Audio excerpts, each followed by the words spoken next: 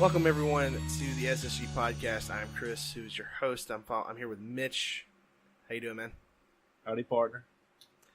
So I wanted to begin this episode saying thank you to everyone who's followed us on Twitter and to everyone that has liked our Facebook page. You guys are awesome. We are actually up over 100 followers on Twitter, and that's something I couldn't even do on my own personal account. So thank you to everyone that is that listens, to anyone that gives any kind of feedback on the Facebook page.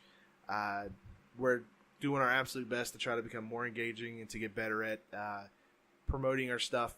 So to everyone who's essentially been the early adopters to the SSG podcast, we thank you so much, and we hope you stick with us even further into the future. We have a lot of cool and exciting things that we're trying to spin off and to work up and to get right. But until then, we're just we're going to keep trucking along as we are. So Mitch, can you plug the people what our social media links are?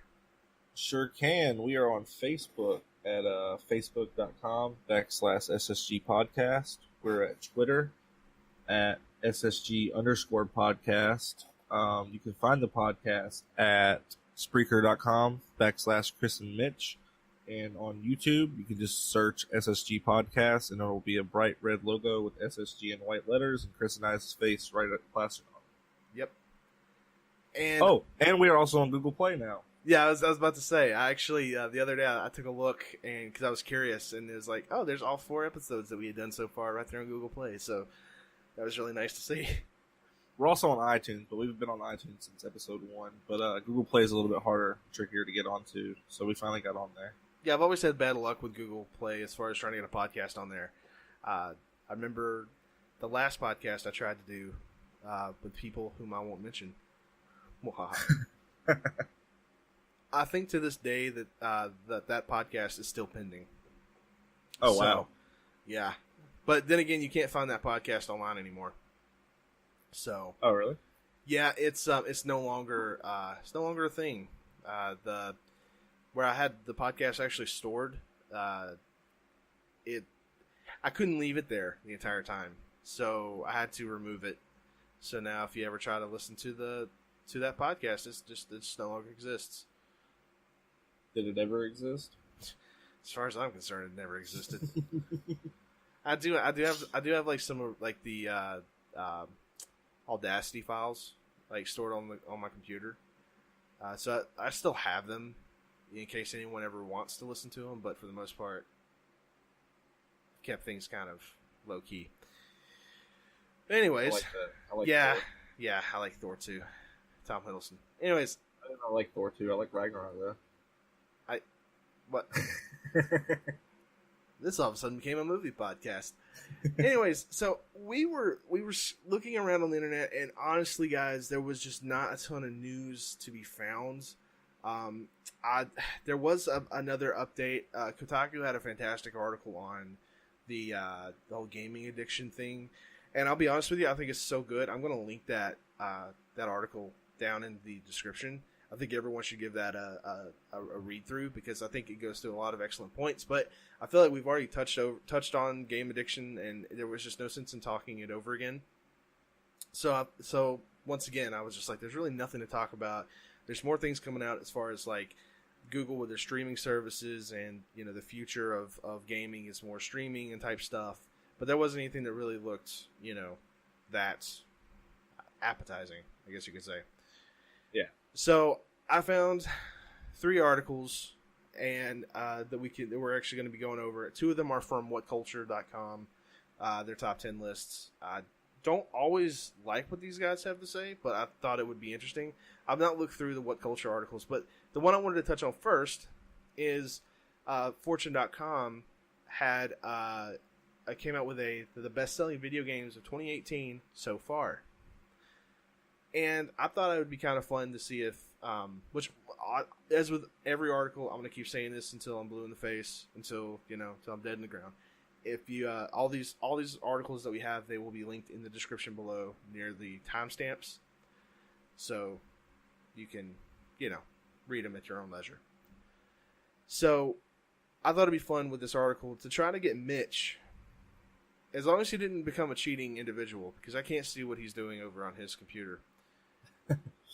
But I was hoping though he would try to guess three games that are on this top 10 list. Now we don't really have numbers, sort of.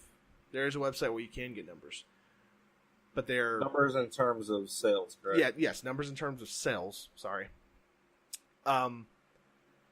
You really can't get those sales figures on stuff like this, but there's a website that does have sales figures, but it's generally about 2 months behind because I'm guessing it takes longer to count. It's not like box office information for film. So, Mitch, we're going to start this off. We're going to do this. Can you name 3 of the 10 games? And if you guess it, I will tell you what position it is in. And once you've given up on your guesses, then I'll give the full countdown from 10 to 1, so we can discuss things in that aspect. So, can you name 3 games that are on this list? Yeah. You want me to guess what I think is going to be number 1? No, you can just guess in any order that you want to. Just 3 games. That's all we want. Well, I'm doing a bonus point because I think the first one's going to be God of War. Ooh, the first one is not God of War. Really? God of War 2018 is number 2. Wow. Okay. Monster Hunter? That is number 3.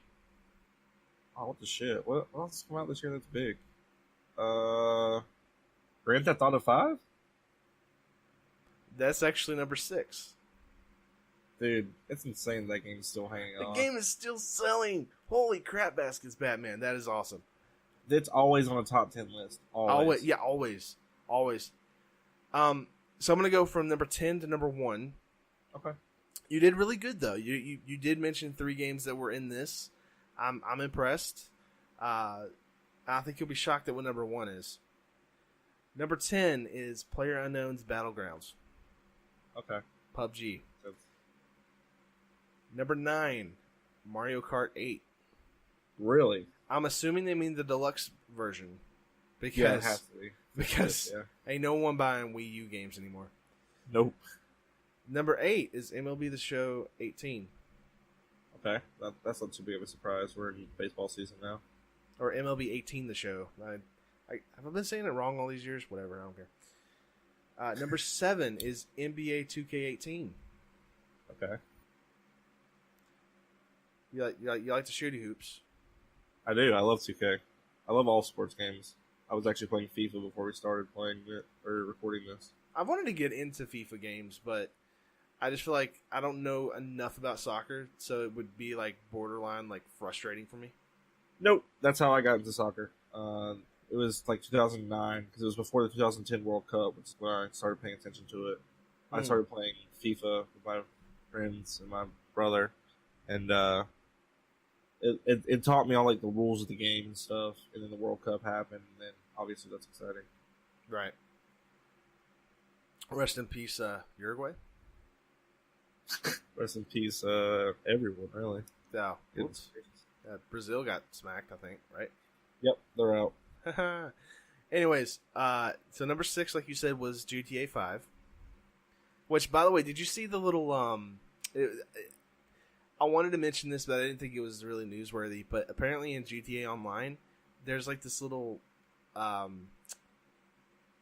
don't know if it's like an advertisement. I don't know what you would really call it, but it's popped up and it says that GTA 6 is coming out next year.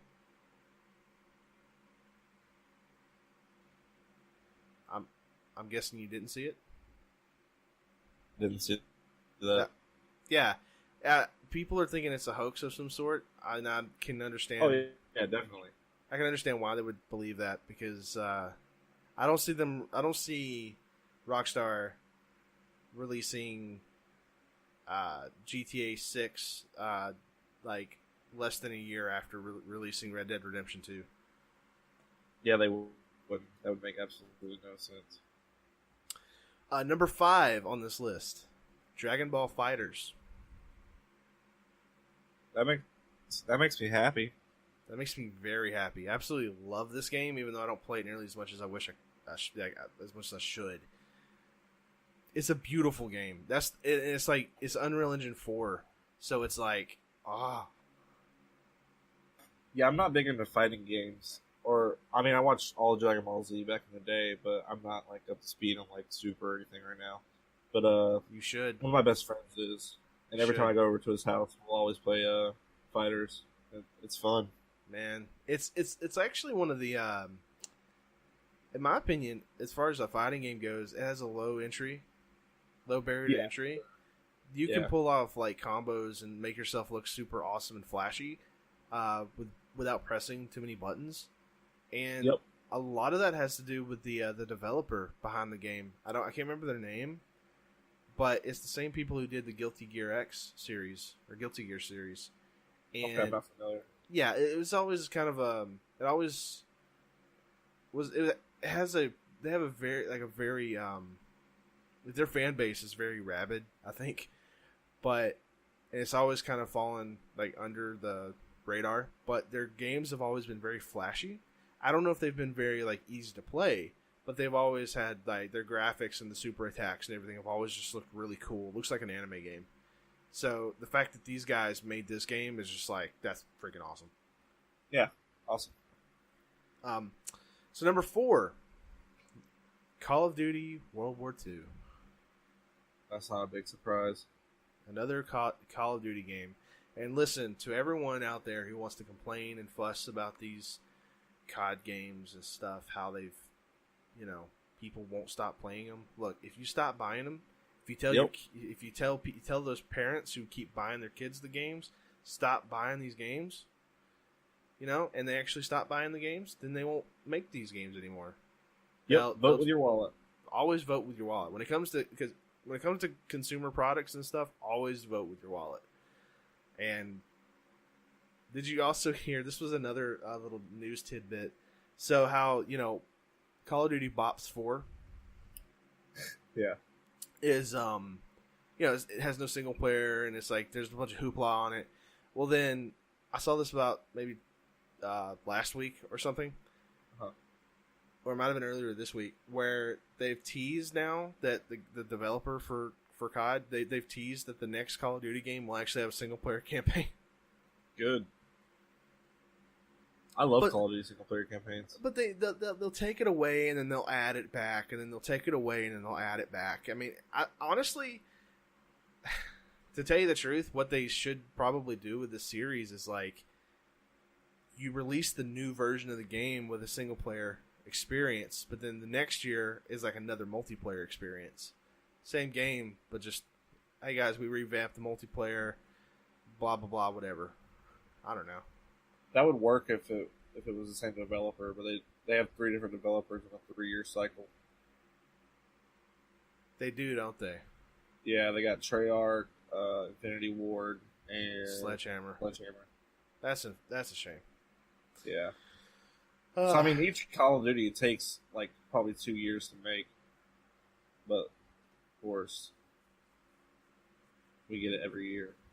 Screw you, Activision. That's all I gotta say. Screw you, Activision. Yeah, well, I thought Ubisoft was going to learn. They took off a year for Assassin's Creed, and then Origins came out, and everyone liked it. They were like, "Hey, thanks for doing that." And they're like, "Oh yeah, here's a sequel next year." Though honestly, it looks awesome. I mean, look, I'm one of the biggest Ubisoft critics. It looks good. It actually kind of looks good.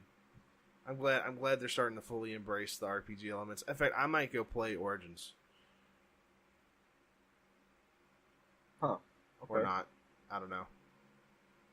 I played like 3 hours of it. If it's $5, then I'll buy it. It looked funny for $5. Just go on sale on the PlayStation Network. Probably $20, probably at least, right? Yeah, I mean, if it was $15-$20, then yeah, I'd go for it. If Battlefront 2 dropped down to like $10, I'd go for it. Yeah, it's out down to 20 a few times. Yeah, even then, I'm just like, eh. Yeah, I don't. You're not worth that much. I want to play the campaign really bad, but I know it's short. I can't justify that because I really don't want to play the multiplayer anymore. I'd give the multiplayer a shot, just to see, to see. just to see with my own two eyes how terrible it is. When they give me Obi-Wan, Grievous, Dooku, and Anakin is when they'll get my money. That's coming out this year or later this year. Oh, really? Yep, they announced it at E3. That sounds tasty. Yeah, I'm excited for that. I like me some Obi-Wan. Hello there. Why, hello there. No, so number 3, you guessed Monster Hunter World, that's great. That's fantastic because I want there to be more Monster Hunter over here in the US. That is the exact kind of game that I love. Fantastic RPG. It's a great game to play with your friends. That's fantastic. Yep, and if you're a PC player, they are announcing next week the release date for World on PC. They're announcing the minimum requirements, like specs wise, and they're releasing something else. I believe I'm not quite sure what it was. I saw it on Twitter this morning when I woke up. Interesting. I actually just came up with something that I want to look up. And 2 was God of War, right? Yep, God of War 2018 was number 2. Good. It deserves it. The game is a masterpiece, and everyone needs to go. If you don't have a PlayStation 4, go buy a PlayStation 4 and play God of War right now. Everyone needs to go play it. Everybody. Yes, please get it to number 1. I still don't know what number 1 is, but I guarantee you it's better than whatever number 1 is. God of War is. Do you want to know what number 1 was? Or what number 1 is? Are you sure? I want to build up this tension, this fake tension. What other game has come out this year that was big? Far Cry? Far Cry 5. Oh my god. Yeah. How about Ubisoft games and go buy Santa Monica's God of War 2018? It's a masterpiece. Get the platinum trophy. They'll make more. Oh, that's actually, I haven't finished Far Cry 5 yet. I got it for PC. The game is absolutely beautiful, but it's Far Cry. It's the same old stuff. Right. You got to go to the next radio tower. Yeah, pretty much. Okay, we got that radio tower. We got to go to another radio tower. Essentially, it's what every Ubisoft game has almost become. Yep, it is. Because that was what Ghost Recon Wildlands was. Oh, I know. I 100% of that game in a week. I don't know if that's good or bad, but it was rough. But last year was like so stacked because we had Horizon Zero Dawn came out at the end of February, and then a few days later after that, the Switch actually came out along with Breath of the Wild. So I beat and platinum Horizon in like 3 days. Good grief. Those were long days and long nights, but it was so worth it. It's one of my favorite games of all time.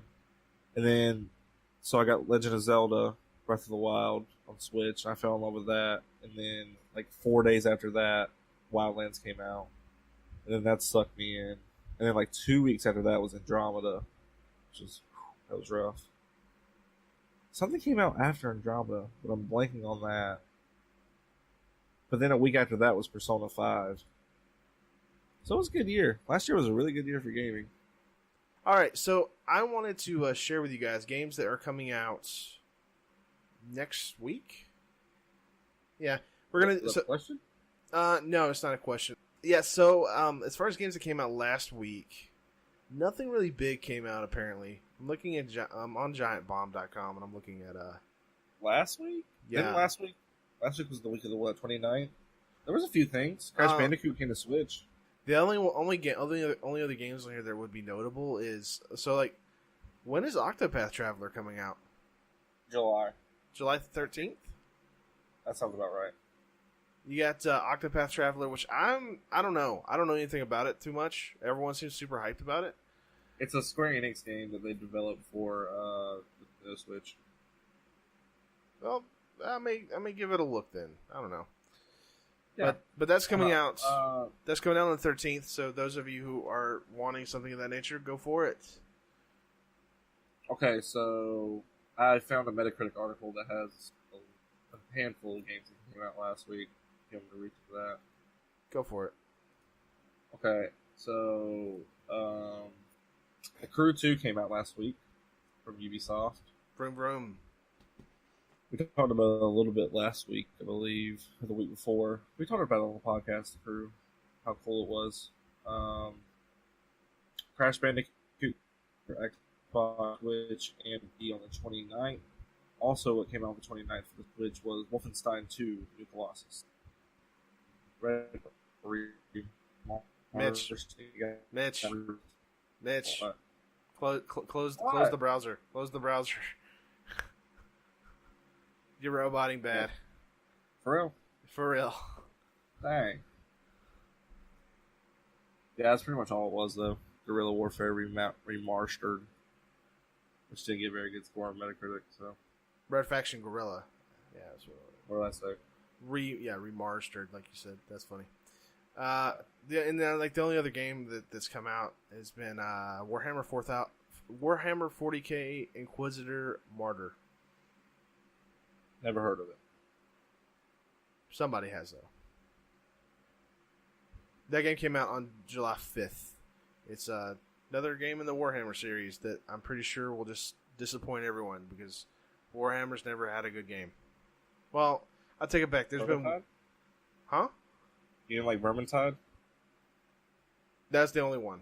I think that's the only one. Yeah, I like that. So, yeah, that was a little impromptu section change. In fact, I'm hoping to make that actually kind of a weekly thing where we just touch on some games that... Some potentially big games, major games that are coming out for the next week, and things that have already released. Neato. I like it. Yeah. Well, we'll clean it up next week. We'll see. Oh, all right. And so once again, we also went over the top 10 best-selling games so far of this year. Mitch, do you have any takeaways from this list? Yeah, go buy God of War, so that's Far Cry 5. Number one selling game of 2018. And that's it. I think we're going to close things off from there. So moving on to there's these two What Culture articles. Once again, links will be in the actual websites, their URLs, I guess you could say, of these articles will be in the description below. And I thought these would be kind of a fun thing. I told Mitch not to read these articles. I know a little bit about the games on these lists, and I just thought it would be kind of cool to go through them and kind of get kind of a feeling. So because Mitch plays way more games than I play. Sometimes. Honestly, the game that I'm currently obsessed with is Dragon Ball Z Dokkan Battle, and it's mobile game? It's a mobile game. Okay. That's all I've been really playing when I play games. I got back into Rainbow Six Siege. That's been consuming my free time. It's not a bad game to get obsessed with. I would if I was a more frequent console gamer, then I think I would do that. But I'm actually kind of trying to slowly move back into PC stuff. Yeah, that's what I played on. I played on PC. So maybe one day I'll be able to build my massive PC rig, and we'll be able to play some stuff together. For sure, dude. All right, so this list, this is the top 10, or not top 10, excuse me. These are just 10, because I don't think you can make a top 10 out of this. 10 games that were killed by executive meddling. Okay. Which I think Warner Brothers would know a thing about. Am I doing a guessing game for this one too? No, it's not going to be a guessing game. It's just going to be we're going to start with number 10 and we're going to work our way up to number 1 and I'm going to name off the game and you can go, yeah, I agree with that. That game actually kind of sucks. Or you could be like, what? That was meddled with? I thought that was a good game. Just reactions. That's all we're doing. We'll see. We'll see. Oh, you will say this. You will agree with this. Number 10, Sea of Thieves. What was meddled with it? The article essentially calls it a No Man's Sky 2.0. Yeah, but did Xbox actually go in there? See, my problem with Sea of Thieves was it seemed very bare bones. Yeah. But was that Xbox's fault? Yeah. It says right in the article, following the E3 2016, Microsoft was under a lot of pressure to deliver more titles for the Xbox, prompting their somewhat humorous display of quote-unquote exclusive games the following year. One of the actual exclusives was Sea of Thieves, and upon the launch of the game, it was incredibly clear that production had been ramped up in order to meet the exclusive title demands. The game was unfinished, it barely had enough content to satisfy closed beta, and as it released, it became clear that it was full of a load of nothing. Yep, that's literally the exact same thing as No Man's Sky. Maybe less to a degree, only because the developer didn't go out and they had all these things. But it was Microsoft, though. I think it makes it a little bit worse, though, because Microsoft was saying, "Guys, this is our exclusive title." Blah blah. Yeah, it's blah. our flagship this year. Sony was just backing whatever the developers of No Man's Sky said. Well, yeah, you're right. But Sony was also rushing them. Yeah, Sony did rush them. Microsoft also rushed. Microsoft also rushed Rare to make Sea of Thieves. Sure. Both unfortunate cause. We could have had a great pirate game there. What the heck, man? Hey, they could do what No Man's Sky's been doing for the last 2-3 years. They've been like pretty much radio silent, just saying they're fixing the game. Yeah, we talked about that in a previous episode. But yeah, there's I don't know when that next release is supposed to come out. By the way, I don't know when. But there's it's either like this month or next. I think it's still supposed to be like this month. But people they've been like, there's like new stuff that's like releasing. There's like some speculation that they're going to revamp the entire graphics of the game. Like it's going to look entirely different. Okay. I like the way it looked, but I mean, whatever. But I mean, they may have had to like upgrade to another like engine, physics engine type stuff in order to do this other stuff that they wanted to do. That's fine. If you deliver a better game, I don't really care about your graphics. I mean, like I said it before, I'll say it again. We were all addicted to Minecraft for a couple of years. I was not. I never got into Minecraft. You know, shut up. I wasn't talking to you. I was in a Roblox. What? Nothing. Just kidding. Just go. The door's over there. Just go. You just leave. All right, I'm gonna get someone on this podcast that actually appreciates Minecraft. Okay, now. You want to play? Get out of my room. I'm playing Minecraft. Shut up. That's you. Maybe, and just maybe I'm having a good time with it. So, hey, no judgment here, dude. You're judging me. I feel it. I heard Minecraft is top notch. Oh my gosh. First pun of the podcast. Let's go. Oh my gosh. Anyways, moving on. Number 9. I don't have anything I could say about this. You may not have anything to say about this. I didn't even know this was a thing. But Ratchet and Clank, Quest for Booty / Into the Nexus. I'm actually interested, but I know nothing about it. Well, they apparently took games that should have been DLC and made them into standalone titles. Okay. So there was like not much there. I didn't play those games, so I wouldn't know. But I mean, now like Ubisoft did that as well. They did what was supposed to be an expansion for either Black Flag, I think. Then it's called Freedom Cry. They released it as a standalone DLC. Yeah, I got that game that you didn't need. Yeah, I have that on my PlayStation library. It was like a free game 1 month. It was a PS Plus game. Well, I'm pretty sure that if I anyone... don't have a problem with that, but... Nah, I have a problem with that. If you're going to charge almost full price for a game that should have just been like DLC. Well, yeah, no, you're right. Because Freedom Cry was only $15, so it's not like it was a full game. But I'm pretty sure Ratchet and Clank fans were, maybe disappointed with that. I don't know. Maybe you could tell us on our Facebook page what you thought about that. If anyone says something about this game on the Facebook page, then I know that you guys really care. and I'll be happy, and I won't be crying anymore. Wait, what? Moving on to number 8, Brutal Legend. I never played that. That's the Jack Black game, right? I don't think Jack Black did the voice work. But the character's like modeled after him. Yeah, right? He looks a lot like Jack Black. Okay, yeah, it's Jack Black. Yeah, it was supposed to be like an RTS game in a way. What? But yes, it was meant to be that. Like, what was it? It was still an RTS game, but it was marketed like it was an action adventure game. I guess I know absolutely nothing about that game. Because did he not have a guitar on the front of it? Yeah.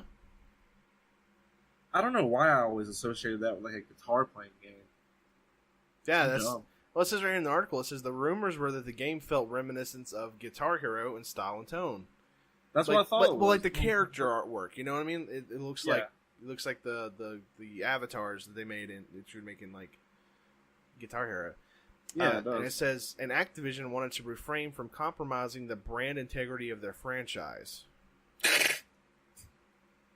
Yeah, because everyone plays Guitar Hero for the avatars. Thus, the game was butchered into releasing as a third of its initial proposed state. That's rough. The marketing campaign was actually handled by EA,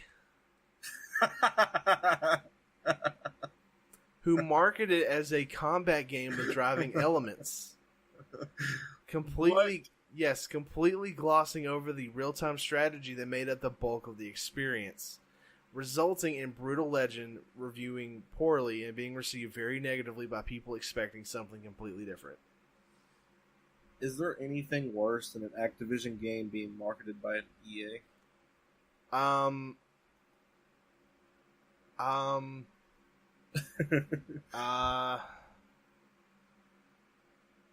Like, my house currently has no AC in it working right now, and I think this is still better than a game that's an Activision game being marketed by EA. I'm just gonna throw, yeah. Wow. I'm laughing real tears right now. Yeah, the Brutal Legend was actually created by one of the gaming industry's like people they know him very well, like know of him. Tim Schafer, I think this is his name. Yeah, I know Tim Schafer. He did Psychonauts, which was like a cult classic on the original Xbox.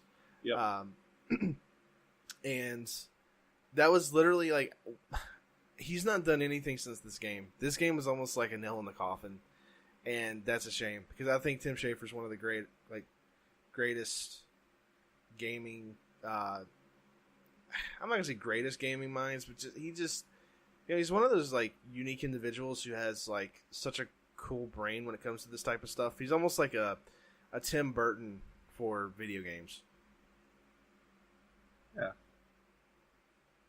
Yep, and we're just gonna leave that at that. Moving on to number 7. Number 7. What is this? Now we're getting to a point where I've not even seen what these games are. So number 7, I have no clue what this. I've not seen this before. Number 7 is Fuse. Do you remember a game called Fuse? No. I guess I'll just read this little blurb then. It says Insomniac is one of the most stylistic developers out there. You need only look at Ratchet & Clank, Sunset Overdrive, and even Resistance to see some of the most impressive and unique looking titles out there. So, what did EA decide was the smart move when it came to Insomniac's cartoon-style first-person shooter? Let's remove all the stylistic intent from the game because of focus groups and make the game look more realistic, resulting in Call of Duty knockoff number 453.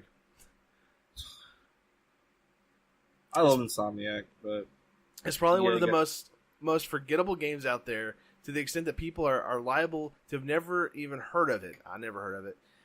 It's simply just meh, and all because of a focus group and EA's lack of faith in one of the most established developers around. Screw you, EA.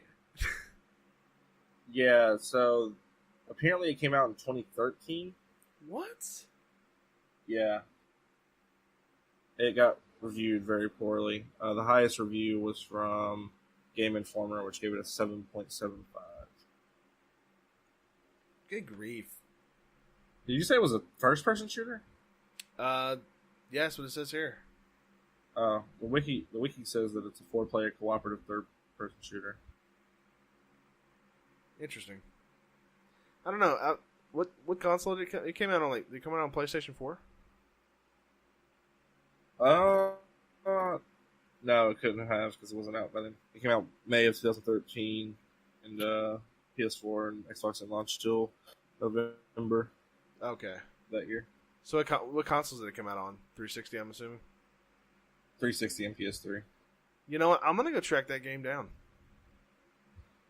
I'd be interested to see what the gameplay looked like. Yeah, I might actually. That may be like a homework assignment kind of a thing that I'll work on. Because I'm always interested in games like this that just were like, terrible. Yeah. But yet I'm just like, okay, was it really that bad? You know, I assume not. Insomniac's a really good developer. Yeah, They're since also the genre's a third-person Spider-Man shooter. in September. Yummy. Cannot wait, dude. I'm hoping it's gonna be something fantastic. Like I said, I want to see gameplay. I gotta see gameplay first before I really jump on board. You haven't seen gameplay of it? No. I mean, like, I want to see real people play. Like, instead of being like the, like focus group type situation, you know, where it's like in a controlled environment, people are playing it. I want to see like a Let's Player take it and actually start playing it, kind of a thing. I want to see, I want to see actual stuff with it. Well, by the time that gets out, you can just watch me play it. Yeah, but that's the kind of gameplay that I really want to see. I want to see people get their hands on it and actually play it instead of just seeing what the developer wants you to see. Yeah. So moving on, number 6 on this list. Oh, this game. Metal Gear Survive. Konami, stop.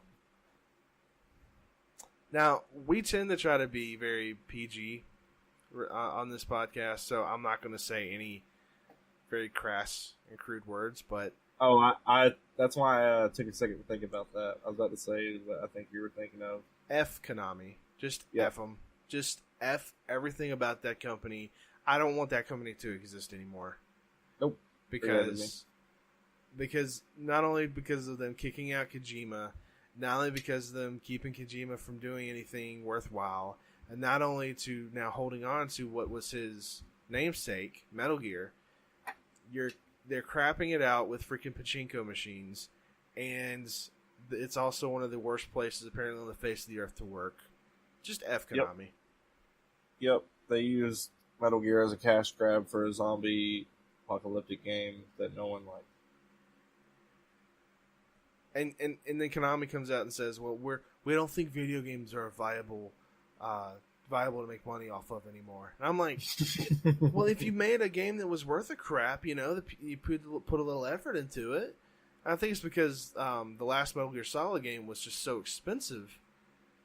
But you don't just have to make those games. You can make other games. There's other things you can do. Very much so.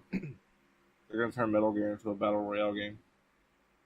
If I hear battle royale one more flipping time, I'm gonna go loose cannon cop over here. Battle royale, Mitch. Holy crap! I lose my mind over here. What number was that? 6? That was 6. Number 5, E.T. the Extraterrestrial. For the Atari 2600. Listen. People give this game such a bad rap. I want clear the air, dude. Listen here, and it even states it in the article. And this is the big deal.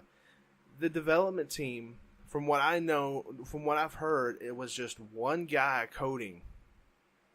Wow. They had one programmer. Now this was back, in the Atari 2600, era. Right. But still, the lead programmer, the main programmer, whomever he was, had 2 to 3 months to make this game.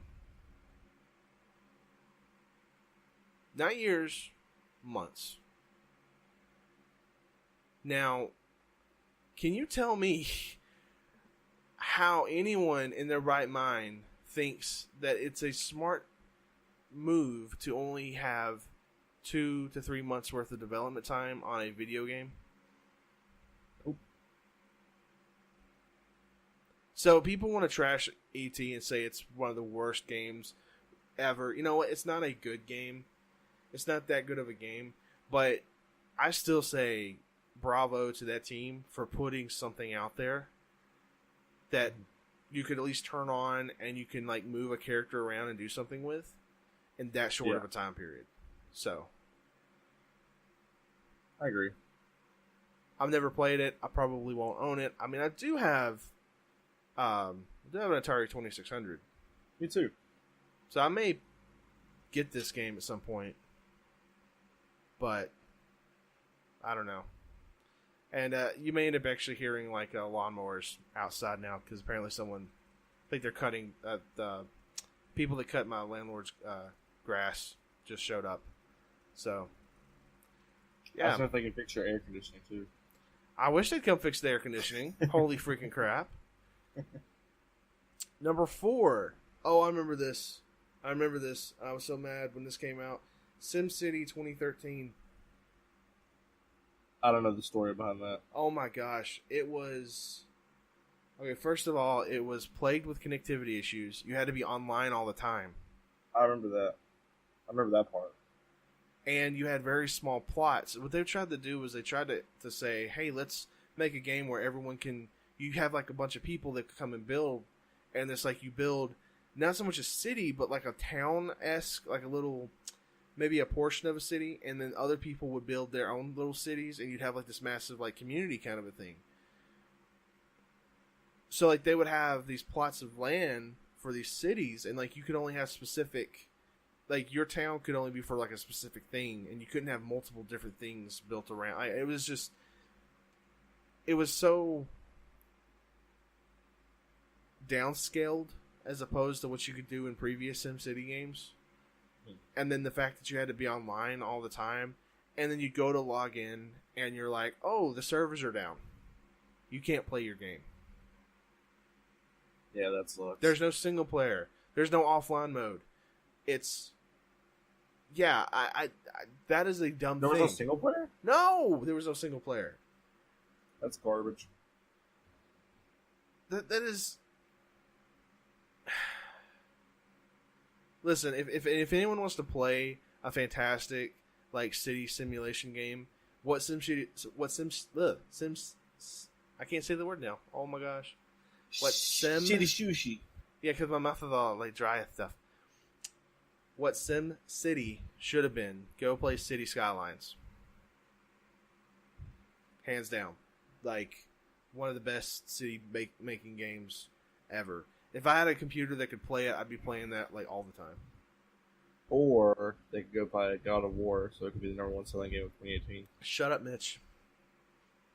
Play God of War 2018. Shut up, Mitch. You're gonna like what's number 3. You're gonna like this one. You know what How's it is? that? Nope. It's God of War. No. Oh God. Star Wars Battlefront 2. Wow. I'm surprised that's not number 1. Yeah. Well, this isn't the top list, is it? It's just no. It's just like games that were just yeah. We Loot actually boxes. talked about Battlefront 2 earlier. Yeah, loot boxes. Don't do them. Bad idea. Yep. And also, don't piss off Disney. Yeah. Bad idea. Which is kind of sad because the game fundamentally is great.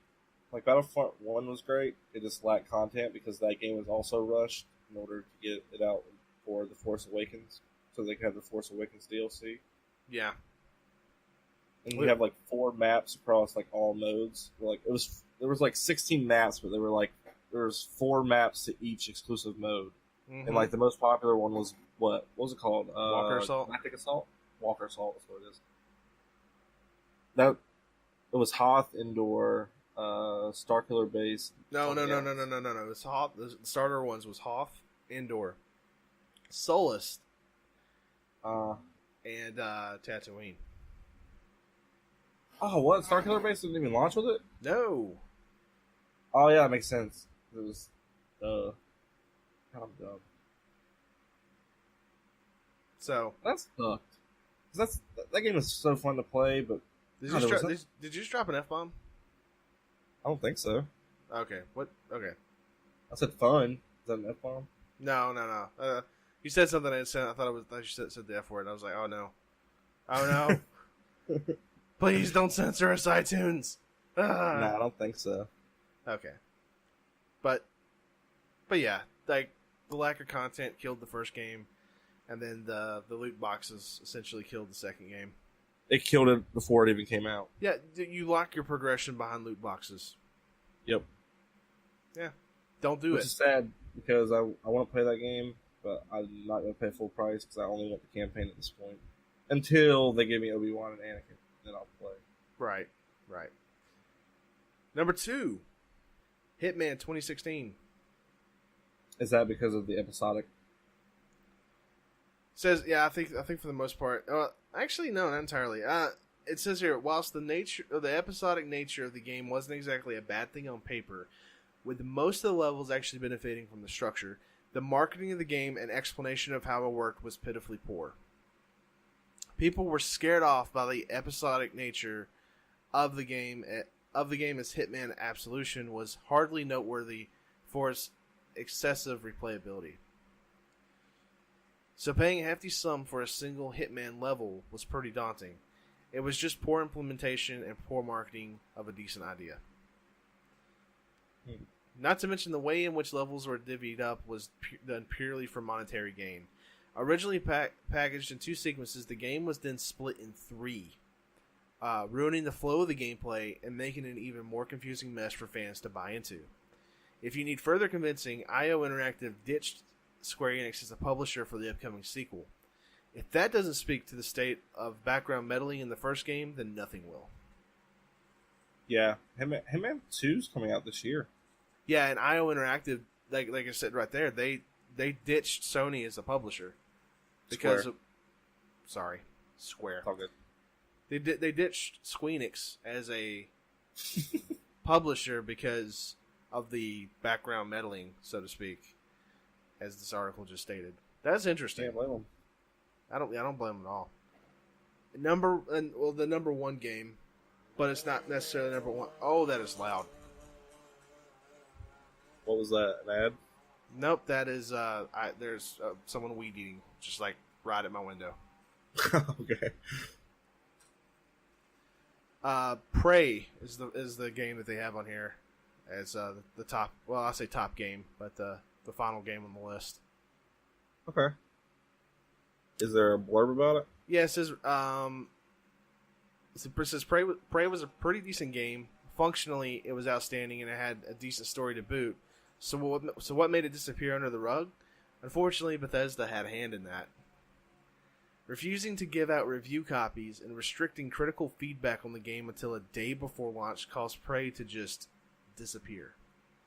The controversy around the review copy embargo was enough to burden its reputation, and the lack of day one reviews scared off most cautious buyers. I actually remember that now that you said that. Mm-hmm. That and the fact that it was burdened with the title purely for a marketing perspective. Playing through the game, you can't help but think that this was an arcane title that got slapped with the title Prey. Yep. Simply because of Bethesda not knowing what to do with the property. It has nothing to do with the original or even the sequel's trailer, causing fans to just be confused. All this resulted in a game that still reviewed well. There was just no one around to listen. Yep, because I remember when they announced this, everyone thought it was going to be the sequel to the original Prey, and they were like, "No, this is its own thing, and we're rebooting it, so to speak," and all this fancy schmancy talk saying that it's not the same game, but it's the same name. So why would you give it the same name? Money. But you're Bethesda, so you really don't. You could just name it something cool, but there was already a game called Prey that it's not even been 10 years since that game released. I know. But anyways, so that was the list of 10 games that were ruined, essentially due to executive meddling. That was fun. Yeah. So we're going to quickly now go through this other one, just so that I can say that we went through 3 articles. I dig it. 10 severely underrated PS4 games that deserve a second chance. Okay. I'm all in on this. All right. So, number 1, or number 10, The Evil Within 2. Okay. Do you think so? This isn't going to necessarily be just PS4 then, because that's multi-platform. Well, yeah, but games that are currently on PS4 as well that are underrated. Okay. Yeah. So would you say I can't that? Speak. Go ahead. You never played Evil Within 2? I own it. You should give it a shot. For PS4. I actually got really I almost got to the very end of Evil Within. I never beat it. I got an unfortunate checkpoint that screwed me over. Oh, it was like one of those game breaking bugs or something. It just has random checkpoints when you get certain places, and it's a survival horror game. And you're just so not gonna people have bullets. Like okay. There's moments in that game where you just have to run. Yeah. And even though you're not supposed to, you're just out of bullets. So I unfortunately got stuck with like a couple dudes and nothing to kill them with. So I was just like, I'll just finish the watch through on YouTube. But the second one looks great. I'll probably play it around October time just to get me into a spooky mood. According to this article, it is an underrated game, and you better give it a second chance, Mitch. You better do it. I need to give it a first chance. You better give it a something.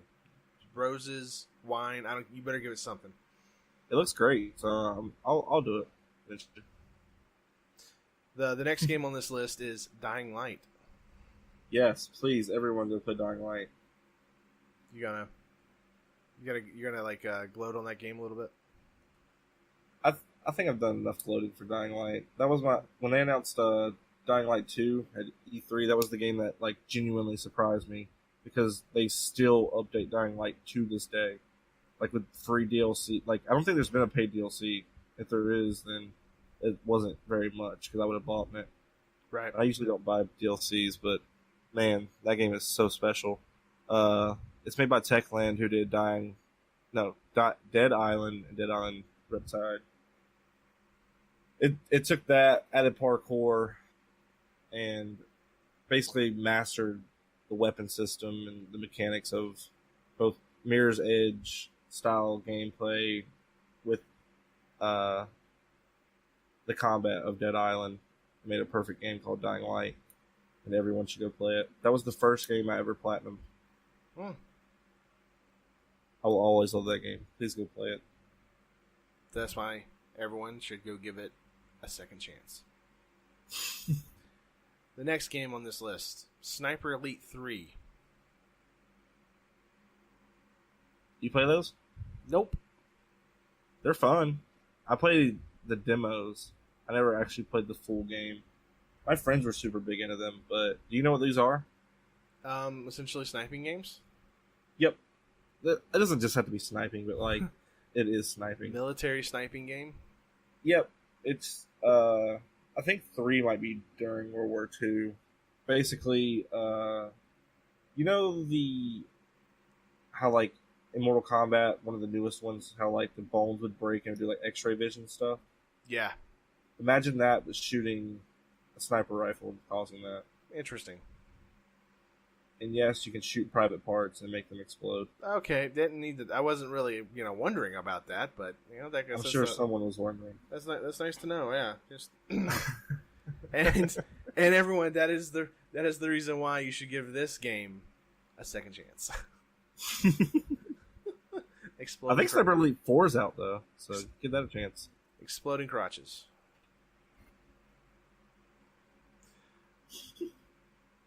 Number 7 on this list. Call of Duty Infinite Warfare. Don't give this game a second chance. It doesn't need a first chance. We're moving on from this. I don't believe this. I don't believe this at all. We're done. We're done. Yeah, is that the one with Kevin Spacey too? I don't care. We're moved on. Just Number keep 6. moving. Number 6. Infamous First Light. Yes, please give that a second chance. Actually, do me a favor real fast. Will you skim the list and see if it says Second Son on there? It probably won't. They'll probably just mention. Okay. Well, either way, go play Infamous Second Son first, and then go play Infamous First Light. It is not First on Light. this list. Okay, so Second Son is third installment of Sucker Punch's PlayStation exclusive series, obviously called Infamous. It has nothing to do with the first two. You are in Seattle, Washington. Yes, you can climb up the Space Needle. It's a superhero game. It's awesome. You can either choose to be good or evil. Your outcomes, the ending outcome at least, is varied. The gameplay is so addicting and fun. I absolutely love that game. And First Light takes a character from Second Son, which is why I say play Second Son first. And it expands on her backstory. And it leads into Second Son, if I'm not mistaken. So it is a prequel, but play Second Son first. Yeah, I remember back in the day with Infamous, how, like that was one of the major selling points for the PS3. Yep. And I think that was almost a launch title, wasn't it? Yeah, it was supposed to be a launch title, but it got pushed for the PS4, but it got pushed back till February. Well, no, I'm talking about Infamous on the PS3. That was a launch title. I can't speak to that because I don't know. You don't know. I thought you're supposed to come to this with, like, fully knowledge, man. Like, I didn't even read this art. I didn't read any of the articles this week. No, I'm talking about, like, the Infamous stuff. You're supposed to know, like, when the first one came out. Oh, it came out in 2009, so no, it wasn't a launch title. That was, like, a big deal when that came out. Because I remember the Xbox 360 got, what was the game that they got? Alan Wake? No, it was, these games were like compared to one another. Infamous in this Prototype. game. Yeah, Prototype. They were compared, and I think Prototype came to PS3.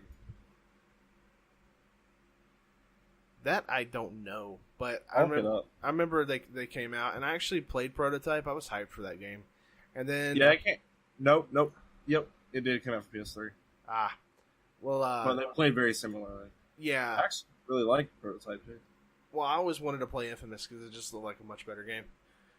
Well, the reason that was big is because Sucker Punch is also the ones who did Sly Cooper series, the trilogy. Yeah. What's up? By the way, what's up with that? You got like Sucker Punch and like Naughty Dog, who they have their like roots in like platformer games essentially, going on to make these like awesome epic stuff like The Last of Us and Infamous, these series that are so different, like aesthetically and gameplay wise to a degree from what they started with. Oh yeah, for sure. Well, I mean, even Sucker Punch took it up to the next level too because they're doing Ghost of Tsushima. I'm just saying, like, it's so incredible to me to see these developers like not just be good with one game, because a lot of times you'll see that where developers they're just good at making this type of game, and they usually just stick with it. With Sucker Punch, it's or Sucker Punch and Naughty Dog, it's like they can make almost any kind of genre game, and it's going to be a good game. Yeah, I agree. The similar thing for Guerrilla Games. They did the Killzone franchise for years and years, and they did Horizon Zero Dawn. Mm-hmm. So I'm super happy that Sony is telling them, hey, you don't have to do just this franchise. Go off and use your talents to do other things. Yeah, branch out and do other stuff. It's awesome. You get amazing games out of it, so. I'm gonna once again apologize if anyone hears a lawnmower in the background, because I can't hear. You can't hear it, but I'm pretty sure my mic's picking it up. Okay. With it being as hot as it is in my house, I had to open up the window in my room to hope It's that summer. in the summer. summer, in the summer in the freaking south, and yeah, I don't. I'm sitting in my chair and I'm just sweating right now. This can't be like healthy. But the next game on this list, number 5, is Until Dawn. Dawn. Dawn. It's a It's a horror game. Yeah, it is. Choose your own adventure. It was a free for PlayStation Plus. So if you have PlayStation Plus, there's a good chance that you might have gotten a free one. I think it was last year or the year before. Yeah, I probably have it or something. I will never play it though, personally. Why? I don't like horror games. It's not too bad. I watched the Let's Play of it, and that was as far as I cared to really go. Okay, it's a decision based game where so many different outcomes. If you're familiar with like Heavy Rain or more recently Detroit, it's not made by the same people, but it's similar. Yeah, it's in the same vein. You walk around. It's a QTE or a quick time event for anyone who doesn't know what that is. It's a really good story. It has really good replayability. Just because you can either kill off all the characters, you can save all the characters, one character can die. So it's just how you want to play it, basically. You make decisions, certain things. Yeah. Like, for instance, the very first choice you make is you drop your cell phone. You got to pick which direction you want to go. And either way, I think the first one, it's the same, but either way. Stuff like that. Don't spoil them. Don't spoil them there, Mitch. Come on. That's all good. Play the game. It's fun. So no experience. It takes you about an hour to get through it, maybe? No. It takes like probably 6 to 8. Oh, it's that long? Yeah, it's long. You can do a chapter select after you're done, but oh wow. It's a long game. I didn't realize it was that long. Interesting. Yeah, it's fun. It's great. And that is the reason why you should give that game a second chance. I got the platinum for it. That's how much I enjoyed it. Wow. Good for you. Yeah, it is. Spent a lot of time in that game. My gosh. Freaking perfectionist. Beautiful, too. Yeah, sure. Yep. Anyways, number 4. Sorry. Number 4. I'm getting in such like a haze. I think I'm starting to get delirious. I'm like, need water. I've been drinking water this entire time. Good. But I'm almost out, so I'm sad. Number 4 on this list is Drive Club. Don't give that a chance. Is it that bad? It was when it came out. They promised it as. I'm pretty sure this is the game they promised as a free game, and then they made it a free game, and then took it away and charged you like $20 or $30 for it. Well, it says right here, make no mistake, upon its release, Drive Club was not a good game. It released with bugs aplenty and had a bunch of features missing, but 4 years on from its original release, Evolution Studios' Racer has managed to make a name for itself as one of the PS4's best exclusives. I don't agree with that as in terms of like PS4 exclusives, but I mean, if you like racing, play it. Well, from what they're saying here, it seems like they pulled the full like No Man's Sky thing and kept developing, for the game, and now it's at the point where it's the game it should have been. I mean, that's fine, but it's already a niche title being racing, and it's the niche title. Remember? Yeah, it's a racing, but it's like a formula racing game. So We've got like even more where's niche. Gran Turismo, man? We don't have a Gran Turismo game. I mean, I don't think that's I don't think it's super niche. I mean, I think there's an audience there that wants a game like that. It used to be huge. Gran Turismo's not dead, I don't believe. I think they're developing one right now. I mean, if you want to play a racing game, go play The Crew or go play Forza. Yeah, go buy an entirely another console.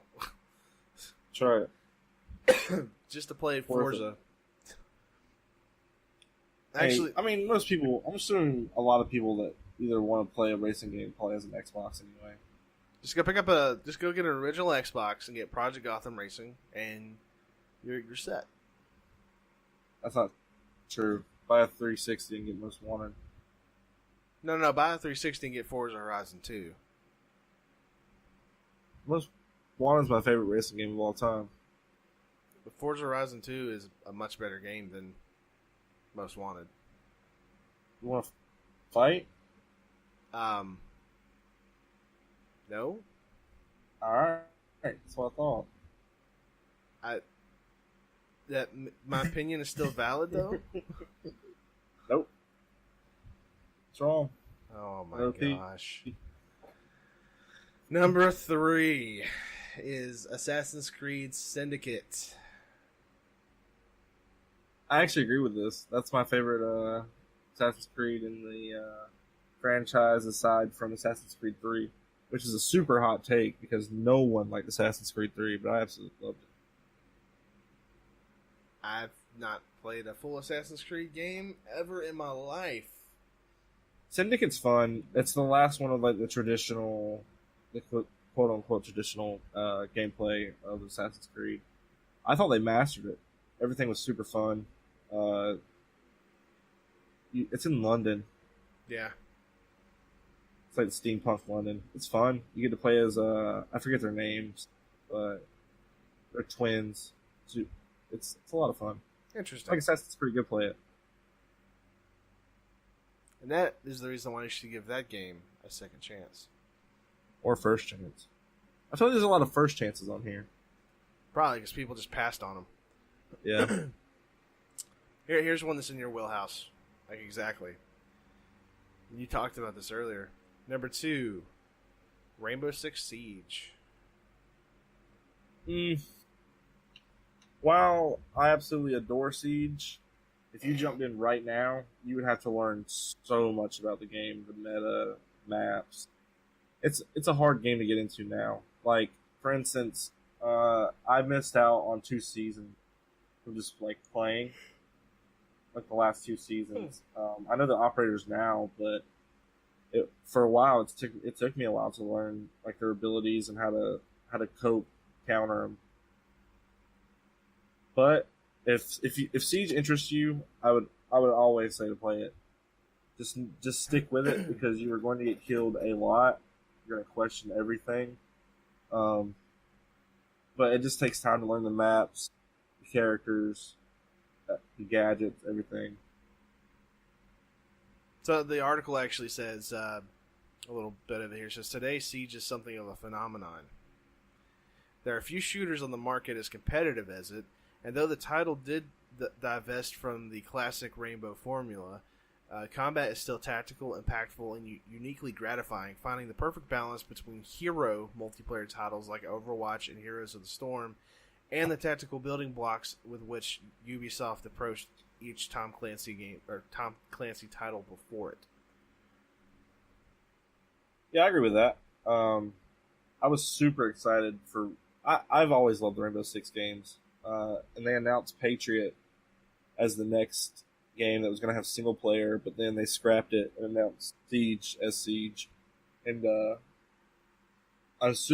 while I'm glad that we have Siege, I would love another single player aspect to Rainbow Six.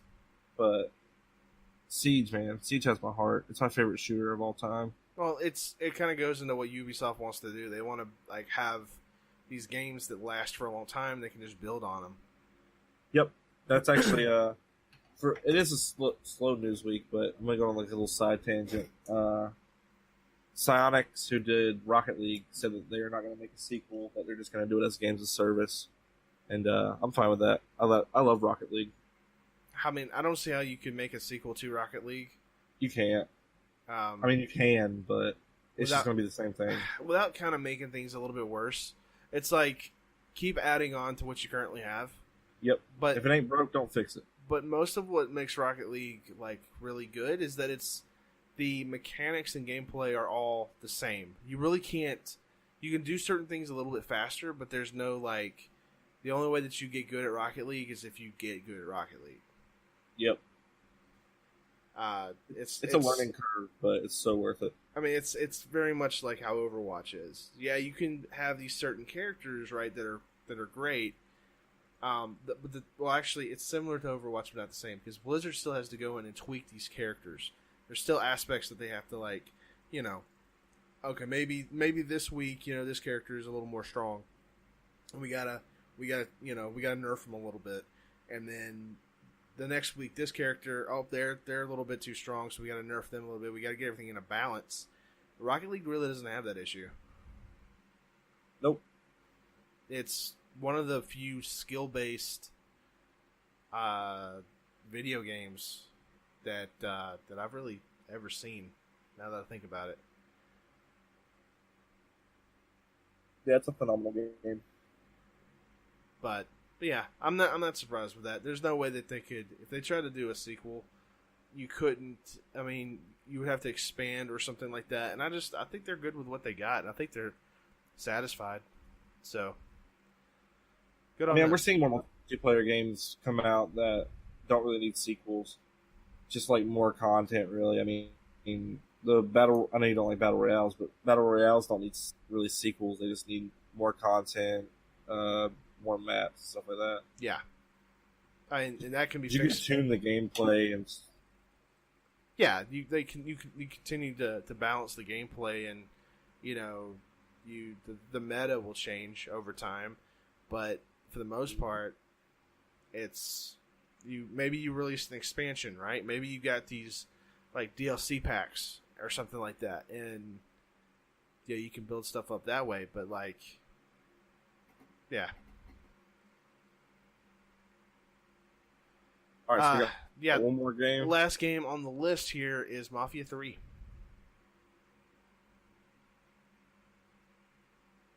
I unfortunately got the short end of the stick on Mafia 3. What do you mean by that? Launch broken on PC. Oh, so like Batman Arkham Knight. Not as catastrophic as that, but close. I remember leading up to that game, it was like it looked like it was going to be like a pretty cinematic style game. Like there was going to be a really good, like deep, like gangster kind of storyline. But then the game just kind of faded. Like once it came out, it just kind of went bump. Like you didn't hear anything else about it.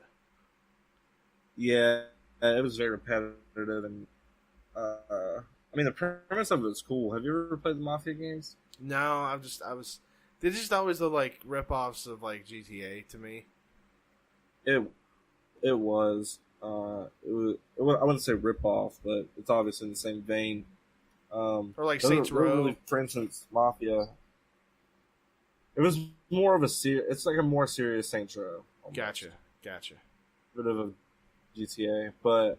Like, for instance, Mafia 2 had gas was a thing in cars to worry about gas, like when you're getting chased and stuff like that. Interesting. It was cool things like that. Mafia 2 was super fun. It came out when I was in high school. But, yeah, 3 looked very promising. And then it was just bland and repetitive, and a lot of people got turned off to it real quick. That's sad. And then, of course, the game breaking the bug in PC. That's a shame. It is. But would you agree that it's time to give it a second chance? Yeah, sure. I'm sure they fixed it by now. It came out. It wasn't last year, so it had to be 2 years ago. So I'd say give it a chance. I actually had an ex-coworker came up to me a few months ago, and he was saying how he was playing it. And he said that he was loving it, so maybe it did get fixed. Maybe it's time to give this game a second chance. This is where I would then have like a montage of these like the covers of the games, just like fading in and out with that whole within the arms of an angel song kind of playing. I love that. Good, yeah. That's good content. Yeah, that's never gonna happen because I'm not that good. I like that. Yeah, I'm a visionary.